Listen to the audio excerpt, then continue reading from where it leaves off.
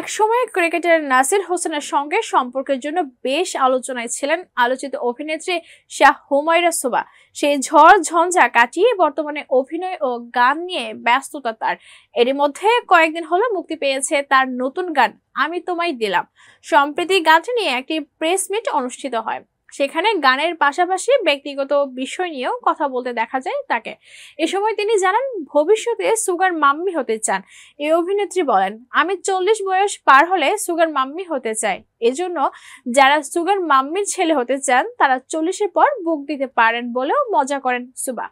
এদিকে অভিনেত্রী সুবার এমন খোলামেলা মন্তব্য বেশ আলোড়নের সৃষ্টি করেছে সোশ্যাল মিডিয়ায়। বিষয়টি যেমন মজা হিসেবে নিয়েছেন নেটিজেনরা, আবার অনেকেই তার এই মন্তব্য নিয়ে চর্চা করছেন। কেউ কেউ বলছেন সাহসী বক্তব্যের মাধ্যমে ফের নিজেকে জীবন নিয়ে বরাবরই সৎ ও অকপটে প্রমাণ করলেন তিনি। সুবার সিনেমায় যাত্রা শুরু হয় বসন্ত বিকেল সিনেমার মাধ্যমে। ত্রিভুজ প্রেমের গল্প নিয়ে নির্মিত সিনেমাটিতে তার সঙ্গে অভিনয় করেছিলেন চিত্রনায়ক শিপন মিত্র। তবে দর্শক মহলে সবচেয়ে আলোচনায় ছিলেন সাবেক ক্রিকেটার নাসিরের প্রেমিকা হিসেবে। সোশ্যাল মিডিয়ায় প্রেম বিচ্ছেদ নিয়ে নানা চর্চা হয়েছিল।